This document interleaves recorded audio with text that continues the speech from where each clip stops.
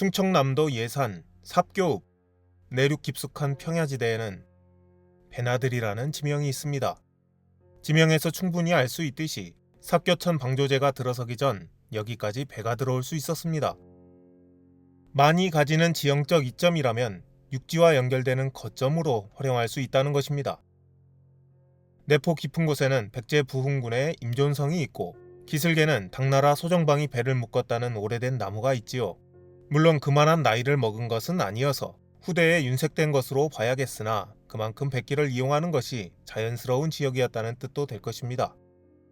충남 도청 신도시와 덕산면 일대에는 고대의 성곽이 매우 밀집하여 있습니다. 백제 것인 사동석성 이외에도 도토성, 상성리 토성, 밭다랑미 토성, 반챙이 토성, 그리고 성리 토성이 물길을 따라 배치되어 있습니다. 특히 성리 토성은 목지국의 도성으로 여겨지는 성들 중 하나로 그 유래를 원삼국 시대 즉 마한의 흔적으로까지 거슬러 볼 수 있는 곳입니다.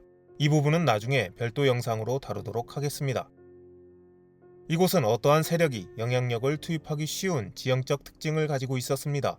당에서 전래된 백제 초기 불교 흔적들이 주위에 근접해 있다는 것, 내포에서 공주 부여로 가는 길이 수많은 산성으로 방어되고 있다는 것에서 교차 증명되고 있습니다. 그것은 군사적 흐름뿐만이 아닌 문화적, 종교적 전례도 동일하게 적용되었습니다. 조선말 천주교도 그러했습니다. 세부적인 면에서 선조님들의 상황이 특별하기도 했지만 말이지요. 내포에는 수많은 천주교 성지가 있습니다. 임존성 기슭, 소정방이 배를 묶었다는 대흥에도 1801년 신유박해 때 복자 김정득 베드로가 순교한 대흥 봉수산 성지가 있으며 성리토성이 내려다 보이는 배나들이, 용머리에도 배나들이 성지가 있습니다. 용머리라는 지명 또한 고대의 모습을 떠올리기 부족하지 않은 단서입니다. 1817년 해미 포졸에 의해 20에서 30여 명의 천주교인들이 체포된 곳으로 이들 중 신앙을 굽히지 않은 민첨지 베드로, 형수인 안나, 송첨지 요셉, 소년욱 요셉, 민숙관 등이 고문 끝에 옥사하지요. 우리 천주교의 전파는 대부분 프랑스 파리 외방 전교회에 의한 것입니다. 오래된 성당이나 순교자 이름에서 프랑스 이름을 쉽게 찾을 수 있는 것은 그러한 이유입니다. 우리나라에 박해가 있었다는 것을 알고 있음에도 순교를 사명으로 받아들여 파견을 자처했다던 그네들이 국내로 들어오는 주요 경로는 내포나 강경 같은 수로였습니다. 조선시대 평택이나 내포는 얕은 바다를 이용한 간척이 활발하게 이루어졌습니다. 이곳에 터전을 일군 농민들은 개척활동에 대한 고된 노동에 더해 월경지라는 특수성으로 신분적으로도 차별을 받았지요. 삶에 지친 백성들에게 천주교의 사랑과 평등에 대한 관념은 큰 위로가 되어주었을 것입니다.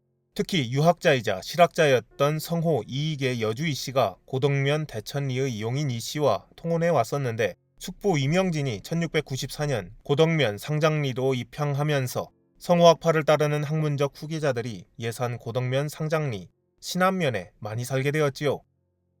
정산 이병휴, 장천 이철환, 농은 홍유한 등을 들 수 있을 것입니다. 이들이 서학, 즉 천주교를 수용하는 데 큰 역할을 해주었습니다. 그리고 우리나라 천주교의 베드로 사도라고 할 수 있는 신안면 여사울 출신 이존창이라는 인물을 짚고 넘어가야 할 것입니다. 노비 혹은 천민이라 알려져 있으나 경제적으로 넉넉했다 전해지는데 초기 천주교의 창설자인 권일신으로부터 교리를 배워 고향인 여사울로 내려가 천주교를 전파하기 시작하지요. 교육에 대해 자유로울 정도의 부가 있었던 것은 확실하겠습니다. 1795년 이 땅의 최초의 신부 주문모 신부를 모시고 1801년 신유박해 때 끝까지 신앙을 지켜 순교합니다. 우리나라 최초의 신부 김대건 안드레아의 조모가 조카딸이며 두 번째 신부인 최양업 토마스는 생질의 손자입니다. 초기 천주교 주요 인물들이 모두 등장합니다. 사실상 내포 천주교 신자 대부분을 전교한 인물로 천주교 역사에서 빼놓을 수 없는 인물입니다.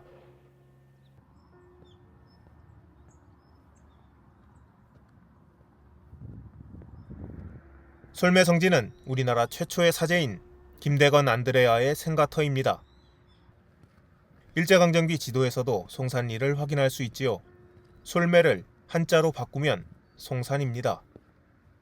1836년 작성된 김대건 신부의 신학교 입학 서약서에 충청도 면천 솔매라 기록되어 있어 이곳이 그곳임을 압니다.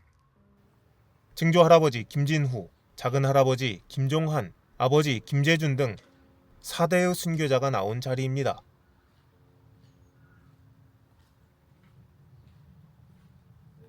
(2014년) 프란치스코 교황이 방문하여 널리 알려졌으며 2021년에는 탄생 200주년을 맞아 김대건 신부가 유네스코 세계 기념인물로 선정되면서 세계적 천주교 성지 중 한 곳으로 주목받게 되었습니다.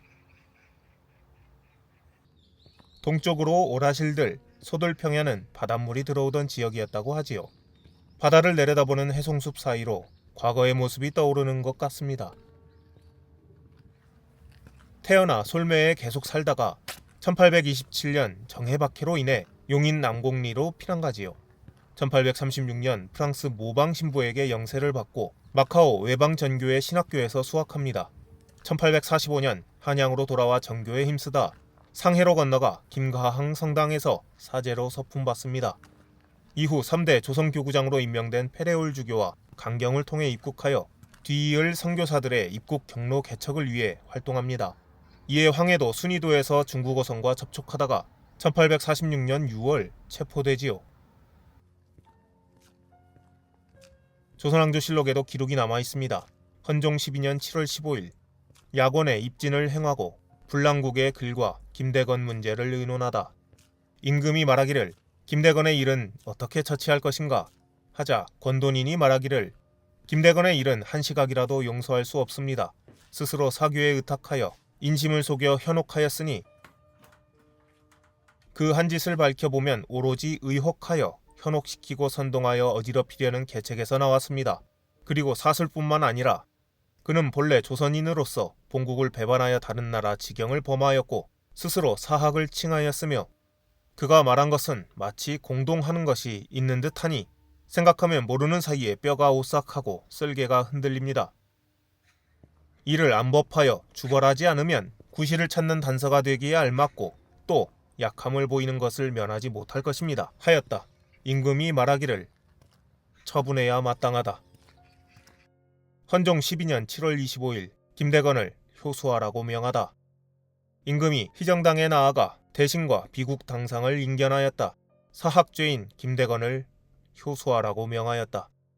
김대건 안드레아는 9월 16일 한강변 세남터에서 순교합니다. 향년 25세입니다. 이러한 박해와 탄압 속에서도 내포에는 천주교의 세가 넓어지기 시작했습니다. 그중 신리에 밀양손씨 교우촌이 형성되었고 내포의 초입이자 물길로 여러 교우촌에 쉽게 닿을 수 있는 곳이어서 1865년에는 5대 조선 교구장 다블리 주교가 거주하며 프랑스 선교사들이 들어오는 통로로 활용되게 됩니다. 1866년에는 마을 전체 400여 명이 천주교 신자가 되지요. 그리고 같은 해 병인 박해입니다. 다블리 주교 오메르트 신부, 위행 신부가 순교하고 성인인 손자선 토마스, 황석두 복사회 수십 명이 순교합니다. 박해는 몇 해 동안 계속 행해졌고 오페르트의 남영군묘 도굴 사건과 겹쳐 내포 지역의 교우촌이 붕괴될 정도였다 하지요. 단 한 명의 신자도 남지 않았다고 하니 그 정도를 알 수 있습니다. 현재는 신리 성지와 함께 인근 구릉지에 46기의 무명 순교자 묘소가 정비되어 있습니다. 아베마리아를 쓴 군호는 이 순교의 영감을 받아 앙베르 주교 찬가 무궁무진세에 같은 곡을 작곡했다 하지요.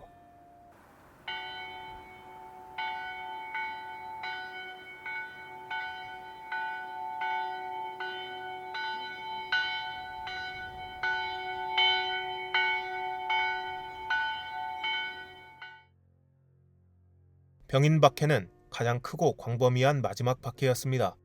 이후 세국정책을 견지했던 흥선대원군이 실각하고 1886년 한불 수호 통상조약이 맺어지면서 100년에 걸쳐 지속된 박해를 이겨낸 천주교는 이 땅의 종교로서 공인받습니다. 9명의 프랑스 선교사, 이름이 밝혀진 1800여 신자, 그리고 이름을 모르는 만에서 16,000 순교자가 나온 뒤의 일입니다.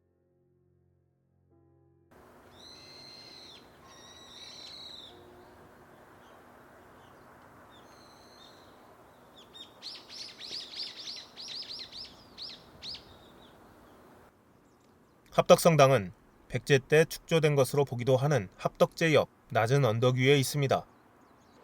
1890년 고덕면 상국리에 있던 양촌 성당을 1899년 현 위치로 이전하면서 합덕성당으로 하였고 1929년 패랭신부 때 준공된 건물입니다. 고딕 양식으로 적색과 회색의 벽돌을 쌓아 올려 만들었으며 두 개의 첨탑으로 특징 지어지는 모습입니다. 주변 정비가 잘 되어 있어 하나의 공원 같으며 성당 뒤로는 순교자의 무덤이 있습니다. 황석두 룩하는 병인박해 때 패랭신부와 송상원, 요한, 윤복수, 라이문도는 6.25 전쟁 때 북한군에 의해 순교하였습니다. 우리 천주교 역사는 자생으로 피어난 세계적으로 유례가 없는 사례입니다. 그러나 그 과정은 순탄치 않았습니다. 수많은 죽음으로 길을 열었으며 그 터전은 피로 닦았습니다. 내포는 천주교가 종교로서 우리 사회에 받아들여진 시작점이라 할 수 있으며 이는 당시 선조님들의 고된 삶과 학문적 열의, 지형이 만들어낸 교집합 어느 한 부분입니다. 북쪽으로 열린 너른 들판의 끝이 보이지 않습니다. 짠 땅을 옥토로 바꾸어 가던 그네들의 삶에 경의를 보냅니다.